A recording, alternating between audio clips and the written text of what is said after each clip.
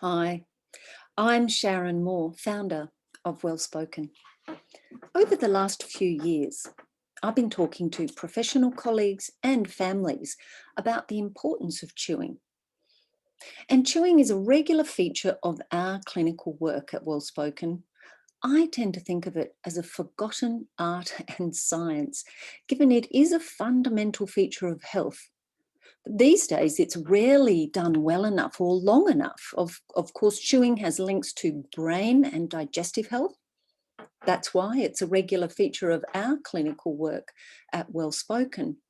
For those reasons, but mostly because it's a critical feature of the developing bones in the skull, face, and mouth. Pressure of muscles against bone helps to grow the bones. Chewing early and well enough throughout life, particularly in the early years of craniofacial growth, as we call it, and upper airway development, cannot be emphasized enough. So here's a thought and question. If the art and daily habit of chewing has progressively diminished over time, in some cases completely dissolved, what does this mean for us? Knowing that in pre-industrial and agricultural times, humans chewed for 4 hours a day on chewy food, and now it's way less than 1 hour. For many, our diets are so fast, so soft and processed, they don't need to chew. So this is food for thought, huh? At Wellspoken, in our upper airway protocols, chewing well is a key goal of treatment.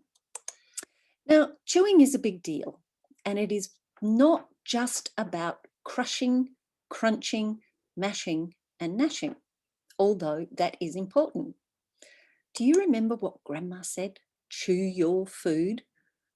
Well, she was right. These days, chewing is underrated, misunderstood, and underdone. Now, over the years, because the chewing habits have changed, we can look to people like Dr. George Catlin in 1860, who observed the health practices of American Indians, and he was struck by the beauty of their teeth.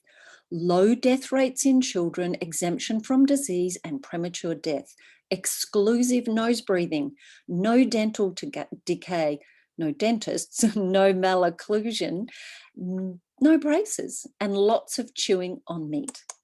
So Caitlin also noted their diet required chewing on meats and from an early age. In fact, Dr. Kevin Boyd, a pediatric dentist in Chicago, in his anthropological studies, he reports there was exclusive prognathic skull development, that is, forward face growth consistently in pre-agricultural skulls. The change in skull growth is thought to be linked to diet and chewing. I mean, these days, most people have smaller faces, smaller mouths. They don't even have room for their wisdom teeth. And evolution alone just simply cannot account for these changes. But we know that the forces of chewing are transmitted to tissues, cells, bones, teeth, muscles in the mouth. And that results in bone growth and health. Now, good chewing is virtually invisible and silent, and you can learn to chew well. Food is chewed until it's mushy, like soup, and then swallowed. And we aim for kids to have 70% of chewy, crunchy food daily, and that those foods are well chewed. Now, let's check out the next video. We're going to check out some little people as they chew. We know there are many, many reasons that lead to poor chewing habits, but you can see or will see that most of these little people are chewing and mouth breathing at the same time. Most of them are moving a lot. It seems to be quite hard for them to hold their body still or to hold their head still. They don't seem to chew very much at all before they swallow. It's literally chomp, chomp, chomp. And in fact,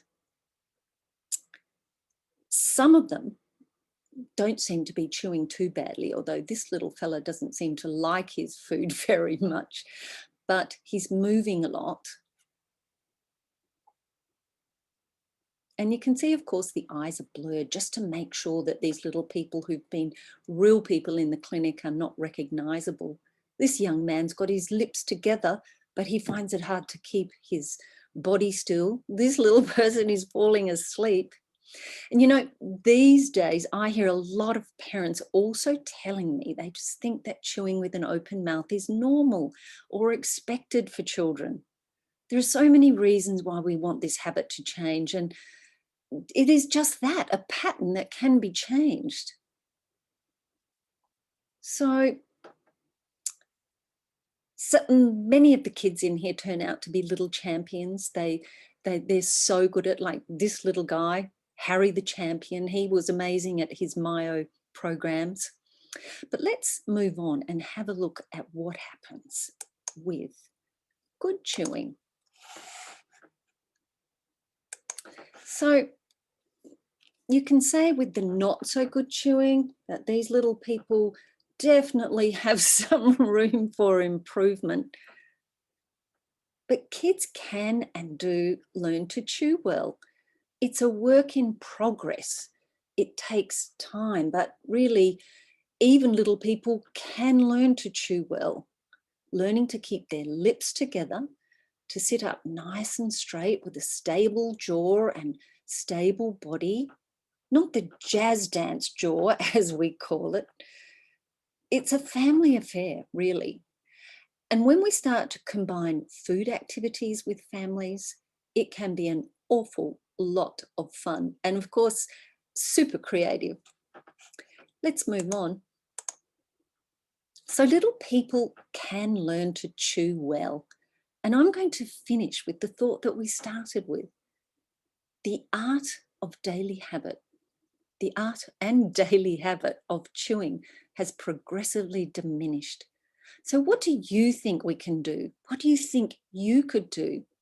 Well, I'm going to encourage you to have fun exploring the website. Let us know if you would like to learn more from us. And in the meantime, remember to chew your food. Take care.